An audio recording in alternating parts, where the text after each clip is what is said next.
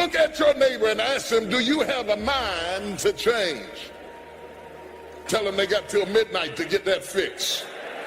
They've got till midnight to dump out all jealousy, all pettiness, all unforgiveness, all confusion, all blaming other people for your mistake. You got till midnight to get rid of every poison that's hindering you. Woe be unto you if you go into another year with the old mentality while somebody's in the hospital begging God for the opportunity that you have right now. You better step into this moment.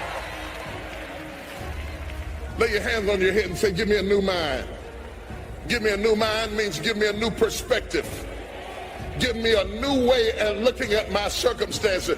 Get my mind ready for this year, because when I get this year, there's going to be blessings.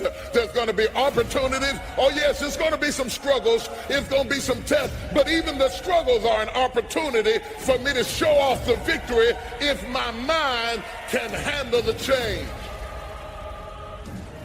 Do you have the mindset to be blessed? You have to decide to be blessed.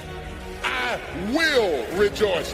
I, as an act of my will, I've decided I'm going to rejoice. I made up my mind. I'm going to enjoy. I'm as healthy as I'm going to be. I can't get any younger. I will rejoice. See, that's getting on somebody's nerves right now. No, not me. I can't rejoice. I'm still angry. I'm not going to rejoice until he leaves that other woman. You are wasting time.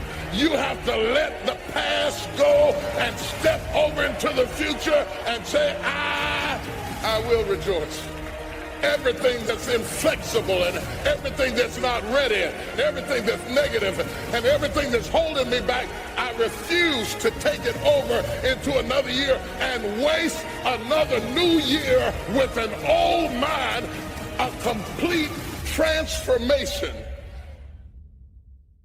The most powerful tool that you have right now is your mind. And your mind is so strong and so powerful that the Bible said it is with the mind that we serve the Lord. That's why the enemy fights you in your mind. The devil doesn't have to tie you up for you to be bound. He just has to tie up your head with stress, with worry, with low self-esteem, with pettiness, with anger, and he can make you physically sick because your mind is sick. But somebody in here tonight is about to get a miracle in your head. See, the devil has one mission, is to rob you of your destiny. When you have thoughts that are negative, that's not God, that's Satan. You got to understand that this hard time that you're going through prepares you for the life God has for you. Everything you ever thought you would not make it through, you got past it. Now, if you're currently going through something right now, guess what? You're going to get past that too. It's easy to go around worried about our future, stressed over our finances. We're tempted to live guilty because of past mistakes and bitter over what didn't work out. And we wonder why we don't enjoy life, why we can't sleep at night. It's because our mind is cluttered. If you're going to reach your destiny, you have to clear out the clutter. You can't stop negative things from coming, but you can keep them from staying. When we make mistakes, guilt will come. You can hold on to it, go around down on yourself, or you can let it go. The past is over. This is a new day. I'm moving forward. Something doesn't work out.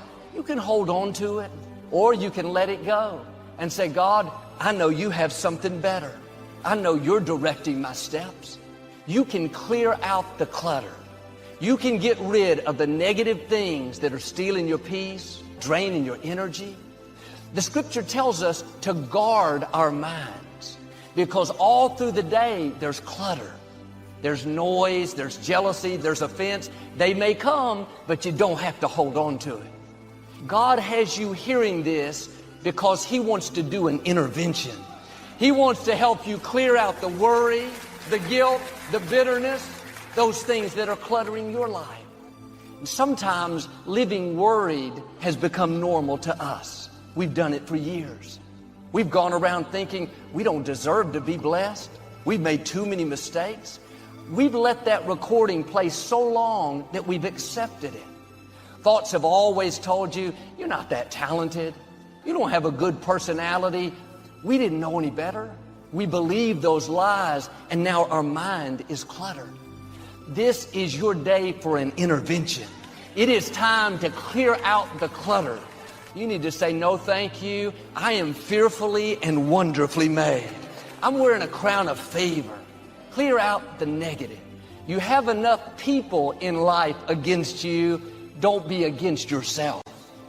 My challenge, don't say another negative word about yourself. Fear can't stay where faith is. Discouragement can't stay where hope is. Mediocrity can't stay where greatness is. Program your mind with what God says about you. If you don't clear out the clutter, it will keep you from going to new levels. Worry will keep you from rising higher. Going around offended, bitter will keep you from new opportunities. Well, Joel, these people hurt me. That's why I'm upset. That happened 27 years ago.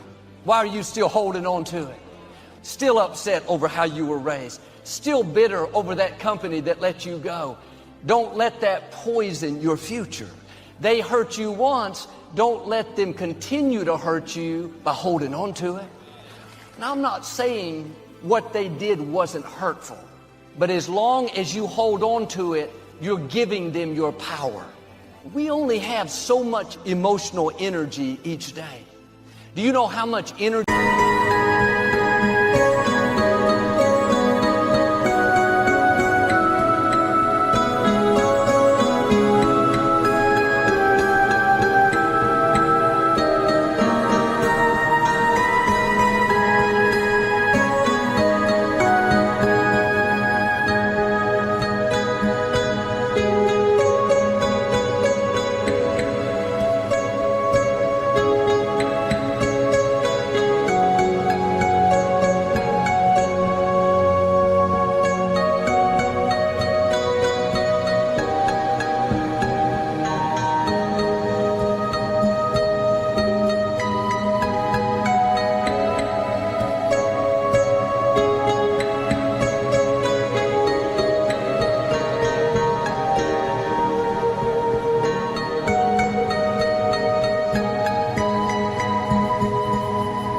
It takes to hold a grudge, to go around trying to pay people back.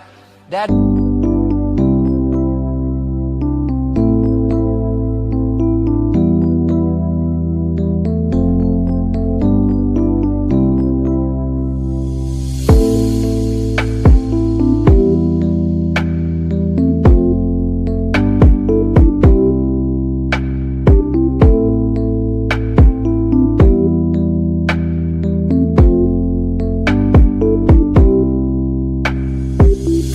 is valuable energy you need for your dreams.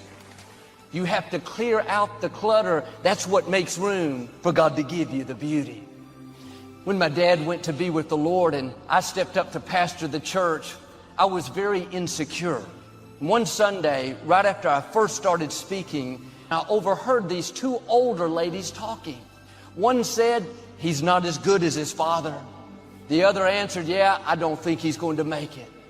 I was tempted to shrink back, but I felt something rise up in me so strongly. I thought, who are they to tell me what I can't do? They don't determine my destiny. They didn't know me before I was formed in my mother's womb. I don't need their approval. I did what I'm asking you to do. I cleared out the clutter. Clear out the worry. Clear out the negativity. Live from a place of faith, a place of peace. God has you in the palm of His hand. He said to the Israelites, "Stand still and you will see the deliverance of the Lord." You may have plenty of good reasons to live upset, not able to sleep at night. But when you're in peace, that's a position of power. When you're in peace, you're showing God that you trust Him. See, the enemy's main target is our mind. That's the control center for our life. If he can keep it cluttered, filled with doubt, as long as our mind is cluttered, it keeps God from turning it around. God works where there's faith. And the way to stay in faith is don't talk about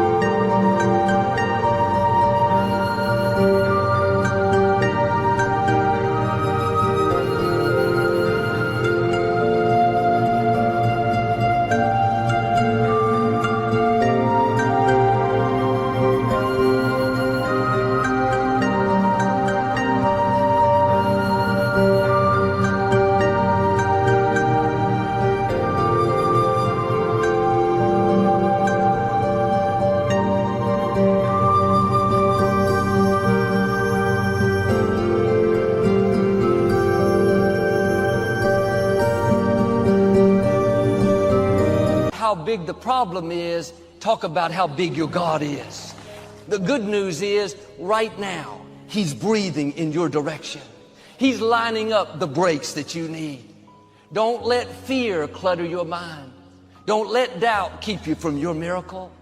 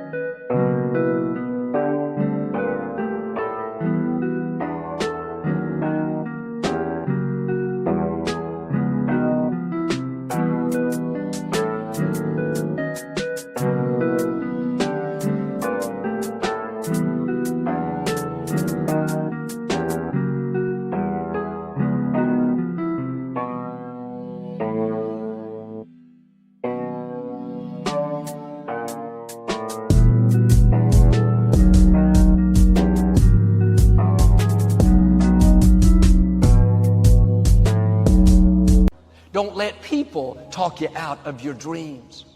Sometimes we're frustrated because we're trying to do what only God can do.